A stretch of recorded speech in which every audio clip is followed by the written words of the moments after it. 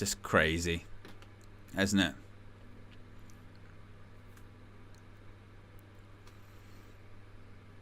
But all you needed to do, Gareth Southgate, was win.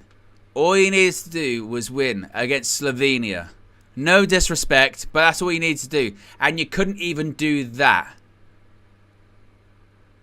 I'll tell you what, Gay had to sweep up there. And there it is. 0-0. Honestly, absolutely pathetic by England and Gareth Southgate. Absolutely pathetic. And spare me the bullshit, Gareth Southgate. Spare me the bullshit of afterwards being like, well, we don't listen. We don't hear the criticism. We don't hear that. You know, we don't. Look at them. Look how much they celebrate. Slovenia. Look how much they're celebrating. Because they'll go, look, we didn't think we were going to get anything out of this game. We thought we were going to get nothing out of it. And guess what? They didn't even really threaten us that much. And the only bright spark in the game was the substitutes, which, by the way, he brought on the last couple of minutes. Why? Because he can't take a risk to save his life. He cannot do it. He is the national speed limit manager. All he does is the speed limit. Actually, a little bit under, because that's a bit too much for him too.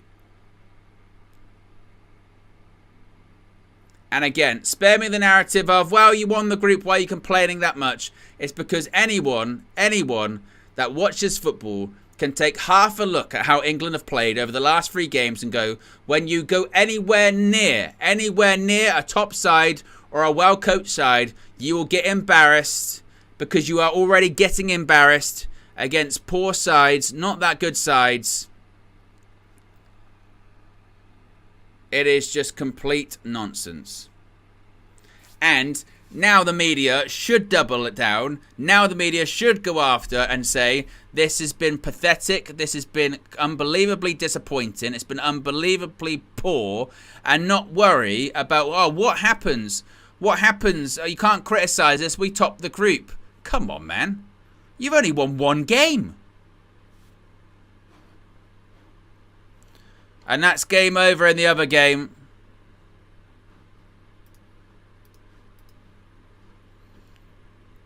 So England have topped the group.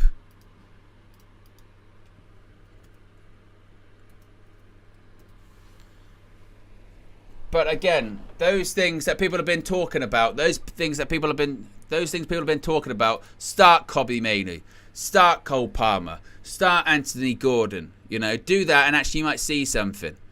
But it's just so bad, so poor, so depressing, so slow.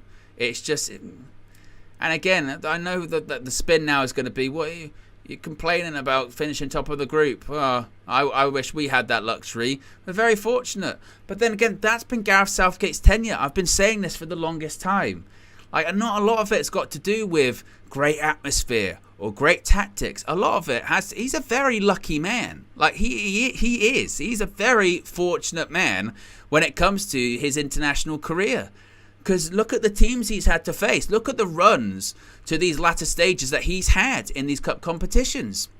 Whether it is World Cup semi-final in 2018, managers would die to have that kind of run to a World Cup semi-final. Whether it's Euro 2020, essentially a home game, a home tournament. And again, the run that he had then, it's a really good run to have. Then the World Cup Qatar 2022 quarterfinals, first time you play a good team, you're out. You're gone. France, done, sorted. And this time around again, it's, well, actually, we've been quite fortunate with the group we've got. Look at it. Denmark, Slovenia, Serbia. And we've only won once. We've drawn twice.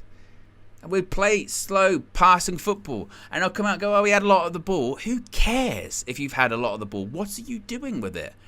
The team lacks any semblance of balance because, like every other England manager throughout history, you've just tried to shoehorn all the players in. And actually, the reality is a team with balance and a team that's well coached will do better and go further than a team that's not. So when you bring on the substitutes, when you bring on Kobbie Mainoo, Instead of let's just have energy, or let's just have a right back in midfield, suddenly you get someone that can pass in there. When you bring on Anthony Gordon, someone's actually, a left-sided player, suddenly there's more balance. When you bring on Cole Palmer, for Bukayo Saka did okay, but that's the whole point of having the squad. And even that Harry Kane, Jude Bellingham, of course they're world-class players, but if they're not playing very well, that's why you've brought the other players with you. They're meant to be in the squad on merit, are they not? If they're good enough, bring them on. If Harry Kane's not doing the stuff, he's England's record goal scorer, he's the captain, but bring on Ollie Watkins then. Bring on someone else. Do it. Jude Bellingham, I know he's playing fantastic this season, but if you play him off the left, by the way, which, if you play him as a 10 or play him as an 8, but play him on the left, then take him off. But, and then with Anthony Gordon, he brought him on with 2 minutes left. Like 2. It's just insane.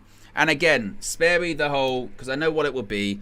England, you just finished top of your group and you're still complaining. The complaint is that not necessarily do we have a divine right to be winning the tournaments, not do we have a divine right to be top in the group or anything like that. The complaint is that it's exactly how people expected it. It's exactly what we've seen for 6 years, and it will be exactly the same. That's exactly what it will be.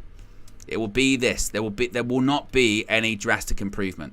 There will not be. There won't.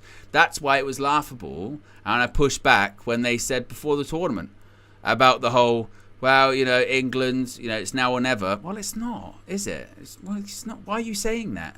Of course it's not. Of course it's not.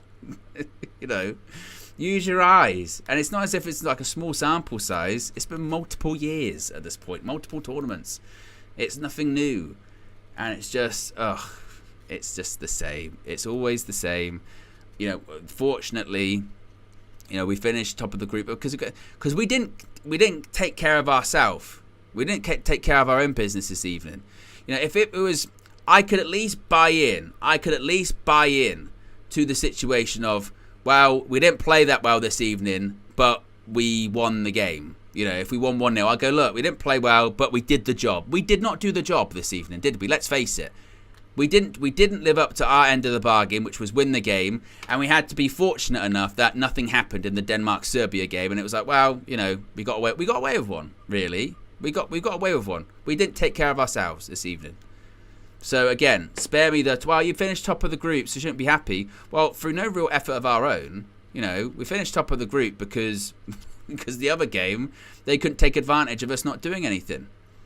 And from a Manchester United perspective, as Queen says there in the chat, Idios, if you even dare. Yeah, and that's why I never really believed or bought the Gareth Southgate to Manchester United rumours, because they were just that. It was just scary paper talk. And frankly, the journalists now that are cussing out Southgate and the pundits that are now cussing out Southgate, where were you, 3 months ago, 6 months ago, when you were talking about, he's got the stature of the Manchester United manager? Are you on crack? Seriously. Again, what have you been watching for the last 5 or 6 years? And now suddenly he's not good. Oh, well, England are just very lethargic. I don't know about that. Come on, man. Once it starts affecting them, because that's the real thing, yeah? Once it starts affecting them, if they're England fans, then they care. But when it's Manchester United, which they don't like, when it's Manchester United that they don't care about, of course Gareth could become the Man United manager. He's very good. He's really united the dressing room. He's really united the dressing room, and he's look at how far he's got with tournaments of England. Yeah, of course he become Manchester United manager, but once it starts actually affecting them, it's their country, it's their team. Suddenly they start giving a shit, don't they? Suddenly they start going, actually, wait a minute, this is rubbish. This is terrible. That's what it is. So spare me, because if they try and play that line in the future again, which they probably will, let's face it, the media will try it again and the pundits will try it again. When they do, circle back to this and circle back to their comments after these games and say, but I thought you said at this point that he was rubbish.